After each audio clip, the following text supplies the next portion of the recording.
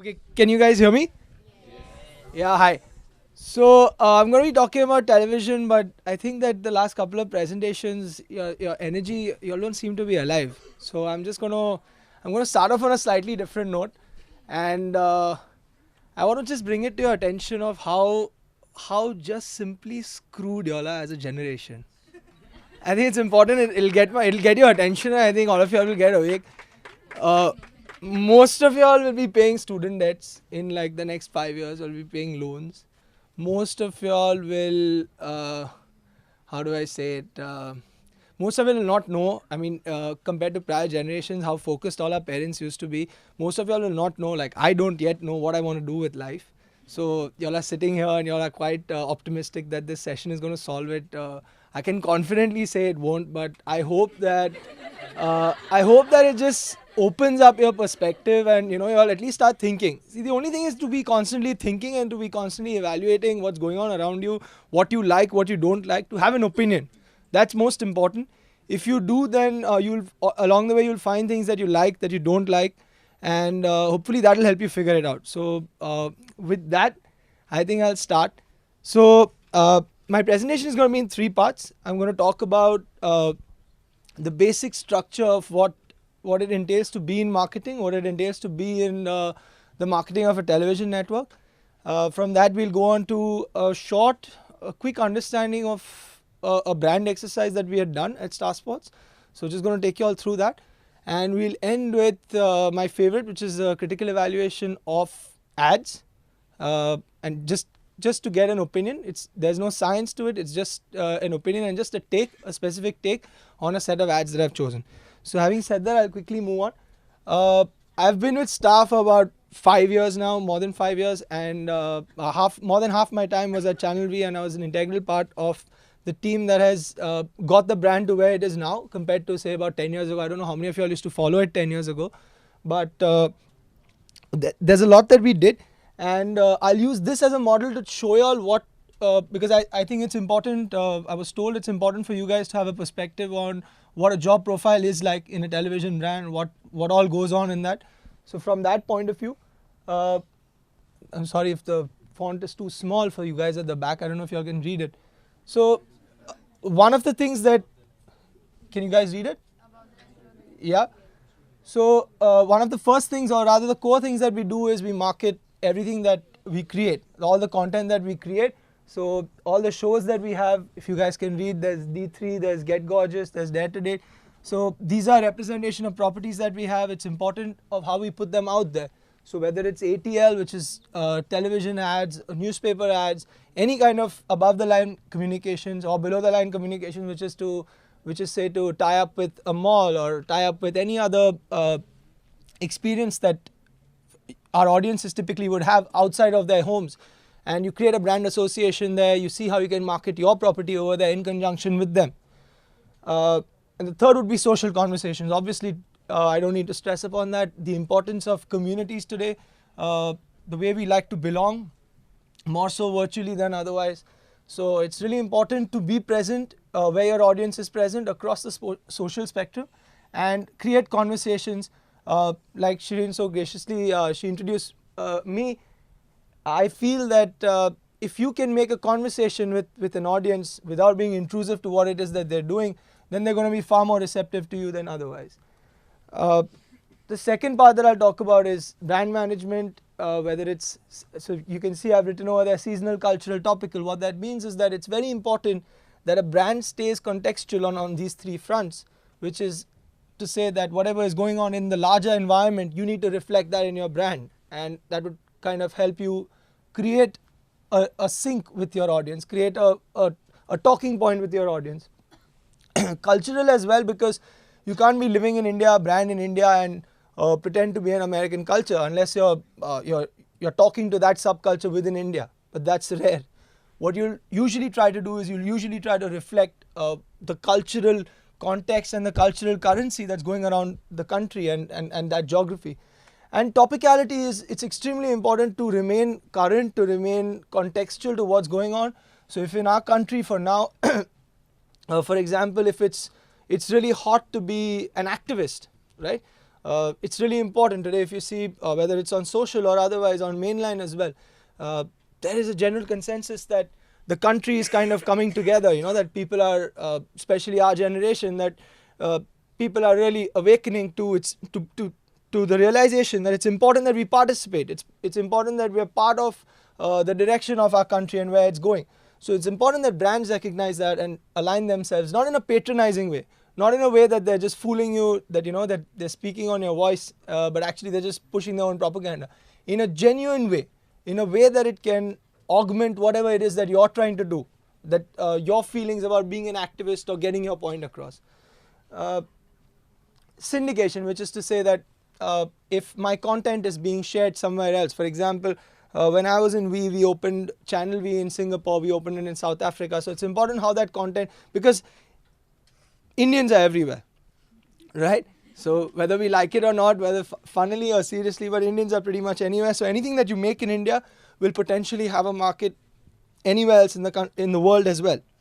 It's just important to find that.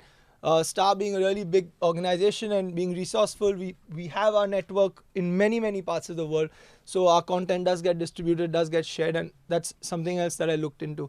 And the third is brand management, the third is research and development, which is also a very important part for a brand, because if a brand has an original voice, something that they have created on their own, something that they've gone to consumers and spoken to, a piece of literature which they have created on their own, it shares a lot of credibility on your part, and it goes a long way in establishing a serious conversation, whether it's with your audiences, whether it's with your partners, whether it's with clients for that matter also. So for example, at Channel V we did something like something called the Forum for Youth Insights, which was effectively, it was a body of research which we would commission every year, speaking to the youth, speaking to our core TG, and kind of understanding trends, insights that were relevant and that were valid for that time in that audience.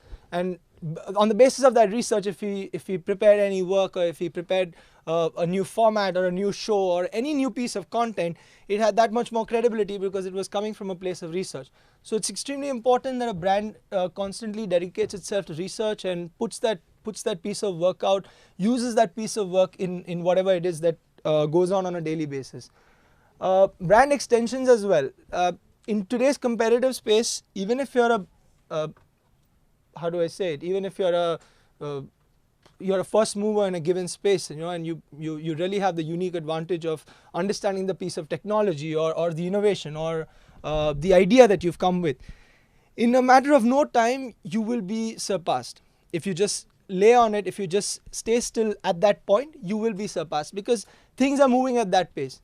So it's extremely important that the brand kind of spreads itself in terms of its offerings, in terms of what it stands for. So the core proposition might remain the same, and it might stand for liberation, for example, but at the same time, the touch points that it creates, where all it interacts with audiences, it constantly needs to be dynamic in that sense and keep on developing itself. So Channel V, I don't know how many of you are aware, but we had created the V Spot, which is a cafe and bar in Delhi. It's at a prototype level right now. It will come all over the country. But the fact is that we got into cafes, and that it not only opens up a new revenue stream for you, what it also does is that it's a new talking point. So earlier Channel V would talk only through its content and its characters and its experiences, which were on air largely. Now it came on ground. You could touch and feel the brand in that sense and interact with the brand and its entire experience that they had created in the form of a cafe. The other thing that we created was the V-Fest. I'm sure quite a few of some of you all might have participated in it as well. It's an all-India college festival, and every possible college competition that happens across colleges is kind of represented here, and it's scaled up in a much larger way. The participation is much larger, the stakes are much larger, and I think it stands head and shoulders above any college festival. And the last but definitely not the least is trade marketing, because we exist for the business of it, and it's very important to be in touch with our partners, our clients. It's important to understand where they come from. It's important to understand what they're looking for in us. So we're constantly on the button on that, and it's also important to communicate to them what you are coming out with, what your plans are for the next quarter, for the next year. It gives them the opportunity to sync up with you, because there's always value. They're looking for value in you, and if your plans are with them in advance or upfront, it helps them plan better. It improves your opportunities. So like I've written there, it's about communicating your performances, the success of your shows, the upcoming launches, the upcoming season, what you have planned for there, and merchandise as well. So I don't know how many of you all remember, but Channel V had some of the coolest merchandise, whether it was pins or jackets or books or the characters that we had created, whether it was Quick Gun Murugan or Simpu and Lola. So really memorable, and it's equally important to your audiences as well as your trade partners, because that's what really leaves an impact, not so much a brochure or a PPT that you leave behind, you know. I'll quickly move on to my work at Star Sports, and this will work as a small case study for you guys to understand what goes into building up a brand. Obviously, I can't cover it in a span of like 5-10 minutes, but I think that it's important if you all understand the structure, the skeleton of what goes on. So each slide is a step towards the next step. Sorry.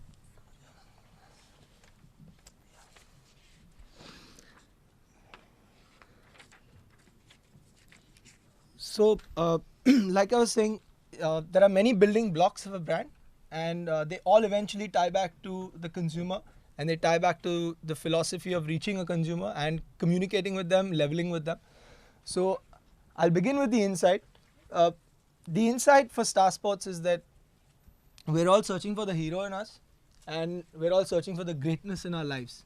Okay, so what do we mean by that? We mean for that in today's day where, you know, everything's on the up, the entire emotion, the entire vibe is that things are positive, things can improve, we all have opportunities. Compared to say 30-40 years ago, the level of pessimism in that sense has definitely decreased, and we're all striving for the better and to realize our own potential of our own lives, and in that sense reach our own level of greatness. And we want to spend time in that sense. If that's our goal, we want to spend time with greatness, with our heroes, learn from them, and kind of achieve it for ourselves. So this insight in that sense holds valid. Our belief is that, when I say our belief, I mean it as the brand, is that greatness is not reserved for the few. It's rather, it can be massified in that sense, because all of us traditionally have there are only few heroes, there are only few great people. The word great, like they say, the word great has been abused a lot. Actually, there's only very few things that are great. So from a sports context and from our context, you know, we truly believe that that's not true, and that we can realize the potential of everyone, of the population, and everyone can reach the level of greatness by being inspired. We can all feel like heroes, and we believe that greatness is for the many in that sense. Our differentiator, so I mean, it's obviously for you guys as an audience to judge, but on where Star Sports delivers on this. But we truly believe that we have the ability and the opportunity to bring you closer to your heroes. That could be through our content, through our coverage, through our post coverage, exclusivity, through contests, through interactions, through experiences, where we can make you interact with heroes. We've brought the Indian Super League to the country. We've brought heroes who have never been before in India. We've started a new sport in Kabaddi. So we are creating newer and newer heroes, and we're bringing you closer to the existing heroes that there are. And I feel like we're in the best opportunity to do this than anyone else in that sense. So we have the opportunity rather to do this through the kind of talent that we have on air, the kind of content that we bring on air, the quality of the content that we bring on air, the amount of money we put in broadcast technology. The World Cup that's starting next week is going to be done for the first time ever in 6 languages. It's going to be done in 4K. I mean, I understand that's a nascent technology, but it's important for us to set the mark in that sense. You know, 4K is 4 times HD. So these innovations and these technologies are very important, because if you look at the whole paradigm of entertainment, if we were to compare ourselves to the West in terms of the delivery and in terms of the quality that's offered to audiences, we're still catching up in that sense. So a lot of this is it's a lot of it is pioneering in that sense, you know, and we're breaking new ground each day. And finally, I just come to the purpose. Our purpose is to inspire the hero in you. All of this stems from the inside. it comes from a thinking that sport is a lot more than just watching TV, right? Sport is about action. The rest of entertainment might be about just a monologuous consumption, but sport is about action. It's about interacting. It's about participating. Even if you're in your living room and you're watching the game somewhere else, but it's about being a part of the action, whether it's through a comment, whether it's through a debate, whether it's through participating in a prediction or any of that. But sport it's far more inclusive in that sense, you know. It also comes down to the way the heroes are brought to you, whether it's through our content, whether it's the post-show analysis. We can bring a player in, and it's really that interaction and the quality of that interaction which brings you closer to your heroes in that sense. How do we do this? We do it with authority, we do it with inspiration, and we do it through entertainment, which is the core of our company in that sense. So that's till now the boring part. Now this is the most interesting thing for me as well, because I feel that when I was studying, the thing that drew me the most to media was storytelling, which I think all the speakers have mentioned that, and there can be nothing more true than that, because ultimately we're all in the business of storytelling. It's the only reason someone logs on to you or switches on your channel or follows you on a social feed. It's because of the art and rather the joy of storytelling and the joy of following a story. And that's why advertising, and I started in advertising, and I was really, really inspired by it. And I think it's really important. I don't know how many of you all, I don't think any of us follow the Super Bowl, neither do I. But from a marketing and a media point of view, it's a really important event across the world, because A, the amount of viewership that it demands, B, the kind of spectacle that it is, and C, the kind of money that's involved in it. So it's really important that you guys are just aware of the phenomenon that is the Super Bowl. So what is the Super Bowl, you know? I think the easiest comparison to an Indian context is it is the IPL. So let's just see where it stacks up in that sense, you know. This is the kind of difference in ad rate. Just to give you a perspective, so the really big deal about the Super Bowl is that there are ads played before the game, during the breaks, and after the game. And the ad rate on an average this time was $4.5 million for a 30-second ad, which is somewhere about, what I have written is about 27 crores for a 30-second ad. And the highest ad spot, rather the most premium ad spot for the last IPL during the finals, was somewhere around 10 lakhs for 10 seconds, which is about 30 lakhs for an equivalent spot.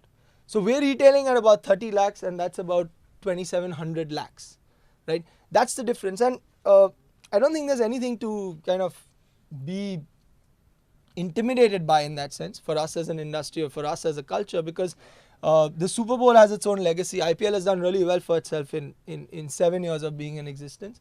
And if you just simply look at the audience, the Super Bowl final, and all of this is just the final, reaches about 120 million people, whereas the IPL all over the season reaches about 180 million people. And in terms of audiences, you can't have a complaint because India is one of the most populous. So if the final in itself reaches about 60-65% of what an entire tournament does, then this disparity is kind of justified. So having said all this, I'm going to just take you guys through 3 ads that I've shortlisted from this year's Super Bowl. And there's just one specific thing. Let's see the ads first, and then I'd like to discuss what it is about these 3 ads rather that I have chosen that is getting represented